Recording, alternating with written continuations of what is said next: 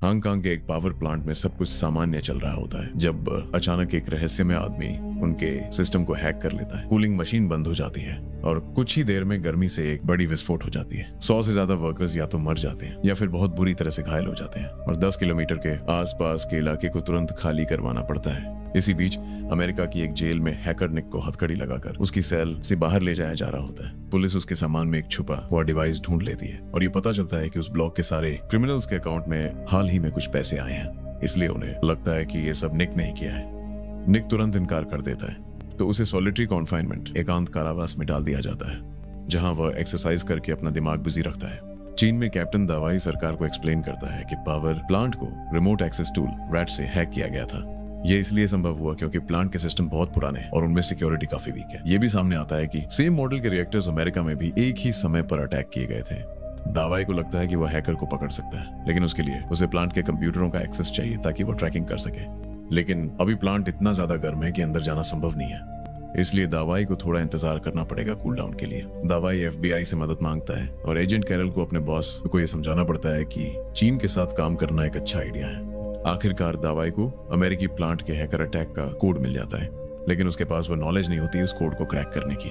तो वह अपनी बहन लियन को रिक्रूट करता है जो एक नेटवर्क इंजीनियर है। उसी रात शिकागो के मर्केंटाइल ट्रेड एक्सचेंज पर भी हैकर अटैक कर देता है और सभी नंबर्स पागल स्पीड से बढ़ने लगते हैं। अगले दिन FBI एक मीटिंग करती है केस को एनालाइज करने के लिए और कोड देखकर उन्हें लगता है कि ये रात 2 लोगों ने मिलकर लिखा था। दावाई उनकी रिपोर्ट से इंप्रेस नहीं होता क्योंकि वह बहुत ही बेसिक होती है और वह कैरल से कहता है कि निक को इस केस में शामिल किया जाए। निक काफी लंबे समय से बैंक्स को हैक करके लूट चुका होता है, इसलिए कैरल को यह आइडिया बिल्कुल पसंद नहीं आता। तो दावाई मजबूर होकर एक सीक्रेट बताता है, रैट कोड का आधा हिस्सा उसने कॉलेज के टाइम फंड के लिए लिखा था और दूसरा आधा निक ने। लगता है हैकर ने उनका कोड चुराकर उसे मॉडिफाई किया है टैक्स के लिए। अगर वे हैकर को पकड़ना चाहते हैं तो उन्हें उस आदमी की जरूरत है जो उस कोड को अच्छे से समझता हो। एक FBI एजेंट जेल में निक से मिलता है और उसे ऑफर देता है कि अगर वह मदद करे तो उसे कुछ दिनों के लिए बाहर निकाला जा सकता है। लेकिन निक डॉक्यूमेंट को ध्यान से पढ़ता है और नोटिस करता है कि उसे सिर्फ कुछ हफ्तों के लिए ही रिलीज मिल रही है, तो वह साइन करने से मना कर देता है। उसकी जगह निक एक नई डील ऑफर करता है। अगर वह हैकर को पकड़ ले तो उसकी सजा खत्म, अगर नहीं पकड़ पाया तो वह वापस जेल चला जाएगा। FBI इतनी डेस्परेट होती है कि वह उसकी डील मान लेती है और दावाई निक को लेने आता है। दोनों की एक वार्म रियूनियन होती है। फ्लाइट के दौरान दावाई निक को मॉडिफाई किया हुआ कोड दिखाता है और कैरल उसे डांटती है क्योंकि डील में यह था कि निक सिर्फ FBI की सुपरविजन में ही कंप्यूटर एक्सेस करेगा। कुछ देर बाद निक को मर्केंटाइल ट्रेड एक्सचेंज के टर्मिनल्स देखने मिलते हैं जिनमें सबसे सेफेस्ट फायरवॉल होती है। वायरस सिर्फ तभी डाला जा सकता है जब कोई पर्सन इन पर्सन एक्सेस ले और वह सिर्फ बॉस के थंबप्रिंट से पॉसिबल है। निक सिस्टम की इंफॉर्मेशन देखता है और डिस्कवर करता है कि बॉस की USB ड्राइव में किसी ने कोड छुपा दिया था।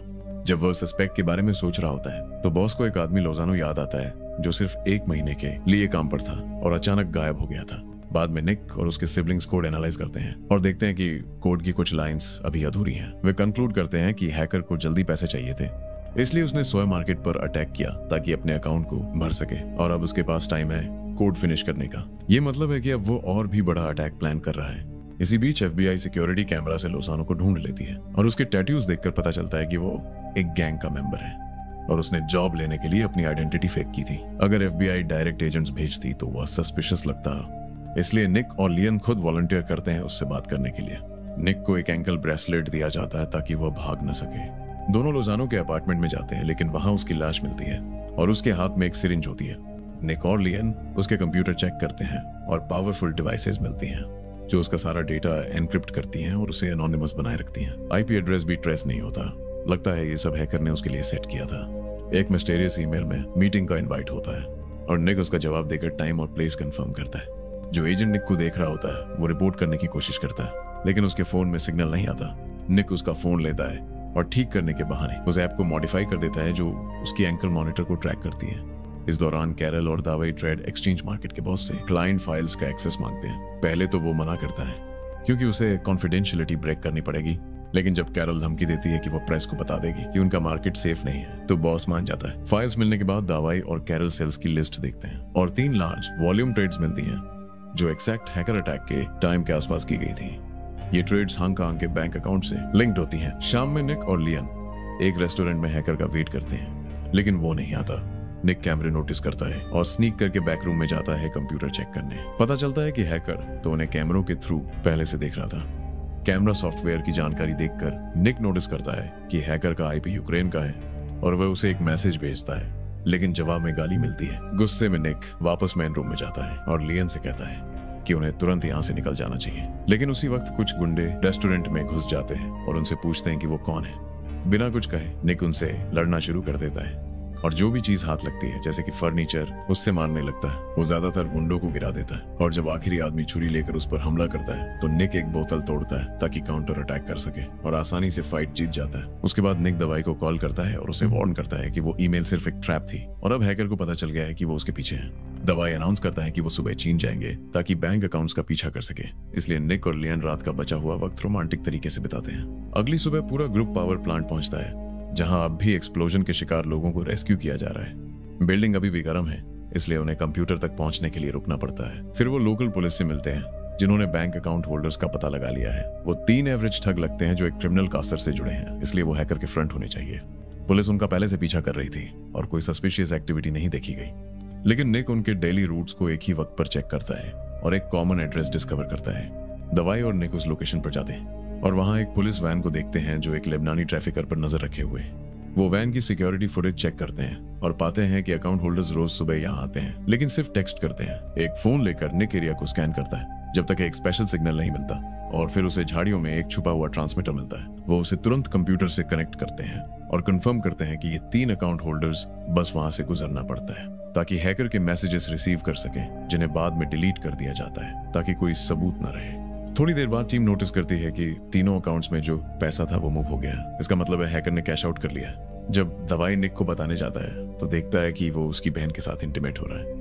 टीम हेलीकॉप्टर में चढ़ जाती है ताकि कास्टर का पीछा कर सके और राइड के दौरान दवाई निक से कहता है कि वो लियन के साथ अपने रिलेशनशिप पर दोबारा सोचे क्योंकि हो सकता है उसे जेल वापस जाना पड़े। जब वो लोकेशन पर पहुंचते हैं तो पाते हैं कि सर्विलांस ऑफिसर्स मार दिए गए हैं। वो बिल्डिंग में घुसकर हर रूम चेक करते हैं लेकिन लगता है कास्टर और उसके गुंडे भाग गए हैं। जमीन में एक छुपा हुआ रास्ता मिलता है तो टीम नीचे उतर जाती है सर्च कंटिन्यू करने के लिए। अचानक से क्रिमिनल्स फायर करते हैं और एजेंट्स पर गोलियां चलनी शुरू हो जाती हैं जिसका वो तुरंत जवाब देते हैं। कास्टर भी वहां होता है और एक एजेंट को शील्ड के रूप में पकड़ लेता है। वो कुछ और लोगों को गोली मार देता है और फिर अपने हॉस्टेज को गले में छुरा मारकर मार डालता है। जब कास्टर और उसके लोग टनल से निकल जाते हैं तो वो उसे उड़ाने की तैयारी करते हैं, लेकिन टीम का दूसरा हिस्सा ऑलरेडी एग्जिट पर वेट कर रहा होता है और वो फायर करते हैं। जब ठग उन पर गोली चलाते हैं कास्टर एक्सप्लोसिव्स एक्टिवेट करता है जो टनल को गिरा देते हैं और सभी एजेंट्स की मौत हो जाती है। बैकअप न होने के कारण एग्जिट पर मौजूद टीम ओवरवेल्म हो जाती है और भी एजेंट्स शूटआउट में मर जाते हैं। उनके पास कोई चॉइस नहीं होती इसलिए वो कुछ कंटेनर्स के पीछे छुप जाते हैं जिससे क्रिमिनल्स को बोट से भागने का मौका मिल जाता है। जब वो निकल रहे होते हैं कास्टर गुस्से में होता है क्योंकि उसका एक आदमी मर रहा होता है।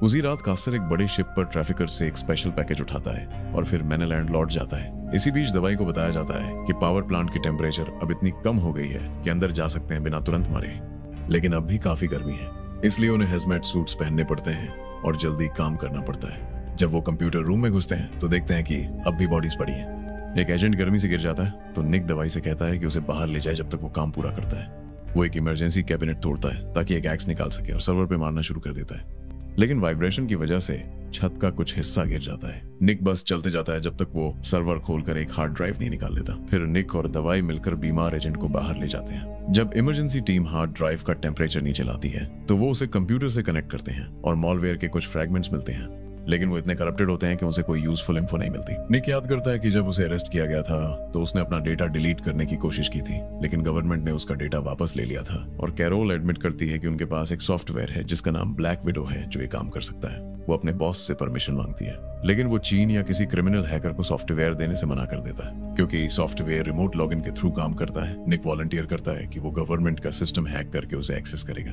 कैरोल इतनी डेस्परेट होती है कि वो मान जाती है और पूरी टीम लियन के अलावा रूम से बाहर चली जाती है ताकि अगर कुछ गलत हो जाए तो वो कह सकें कि उन्हें पता नहीं था। निक कैरोल के बॉस को एक फेक ईमेल भेजता है जिसमें उसे पासवर्ड चेंज करने को कहा जाता है और उसकी मॉलवेयर टूल नया पासवर्ड डिटेक्ट कर लेता है जिससे वो ब्लैक विडो एक्सेस कर पाता है। टीम डिनर करने जाती है बिना ये जाने की कोई उनका पीछा कर रहा है और उनकी कार के नीचे कुछ रख रहा है। जब तक वो वापस आते हैं निक हैकर का आईपी एड्रेस ट्रेस कर लेता है। पता चलता है कि उसका होम सर्वर इंडोनेशिया में है, लेकिन निक उसे क्रैक नहीं कर पाता क्योंकि वो एक ऐसी कंपनी के थ्रू होस्ट किया गया है जो सिर्फ हैकरों के लिए है, मतलब वो बुलेट प्रूफ है। उनका एक ही ऑप्शन है पर्सनली जाकर फिजिकल ड्राइव्स लेकर आना। कैरोल कोई और फेवर नहीं मांग सकती ब्लैक विडो के बाद, इसीलिए दवाई अपने सुपीरियर से प्रॉमिस करता है कि वो वीजा और बैजेस दिलाएगा जो इंडोनेशिया में वैलिड हो।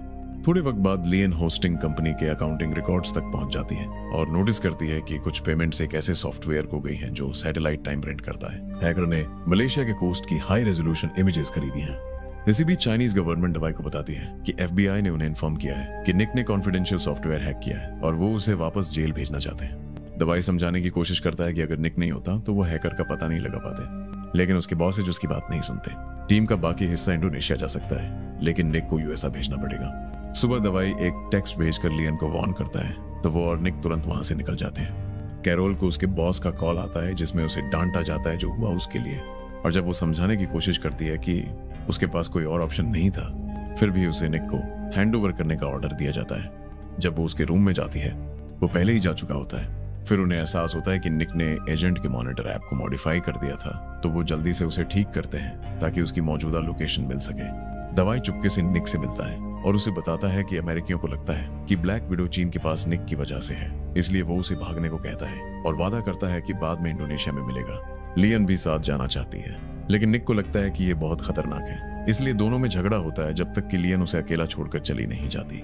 जब कैरोल और एक और एजेंट ब्रेसलेट सिग्नल का पीछा कर रहे होते हैं, तब लियन उनसे आगे निकल जाती है और निक और दवाई का एयरपोर्ट पर इंतजार करती है। निक उससे गंभीरता से बात करता है ताकि वह समझ सके कि एक भगोड़े के साथ रिश्ता मुश्किल होगा।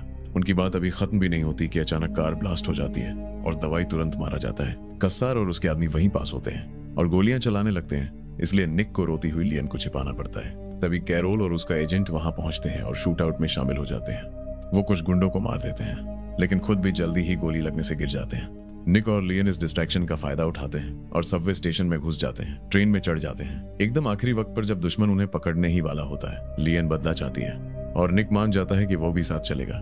कुछ ही देर बाद लियन कुछ क्रिमिनल्स को पैसे देती है ताकि वे फेक पासपोर्ट्स बनवा सके और निक का एंकल मॉनिटर हटा सके।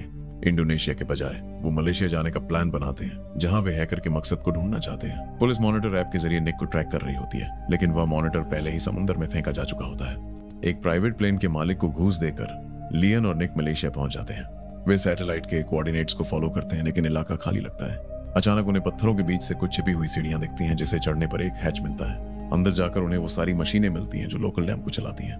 वाटर पंप का मॉडल वही होता है जैसा पावर प्लांट का।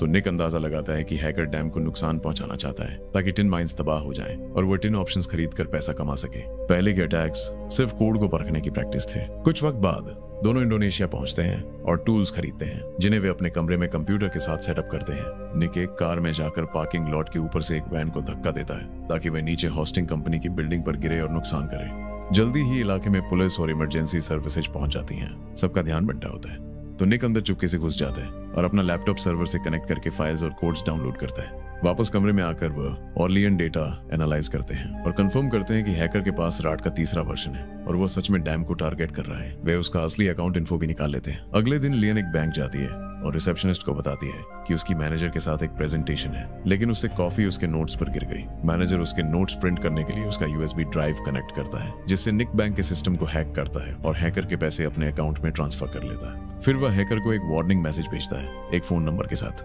कुछ देर बाद कस्सार का फोन आता है, लेकिन निक जोर देता है कि वह सिर्फ हैकर से ही बात करेगा और फोन काट देता है। फिर फोन दोबारा बजता है। इस बार सड़क होता है लाइन पर, जो असली हैकर और कस्सार का बॉस होता है।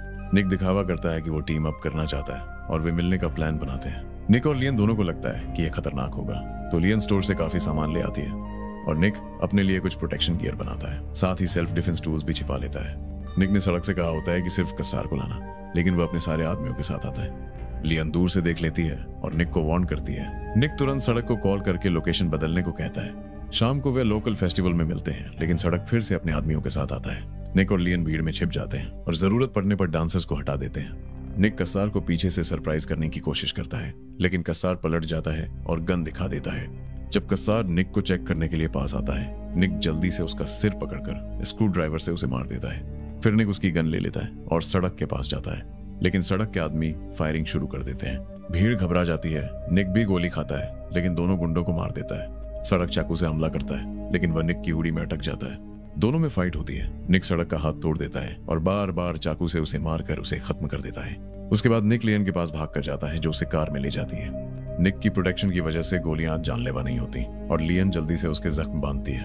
अगले दिन दोनों इंडोनेशिया छोड़ देते हैं और सड़क के पैसों के साथ एक नई जिंदगी शुरू करते हैं।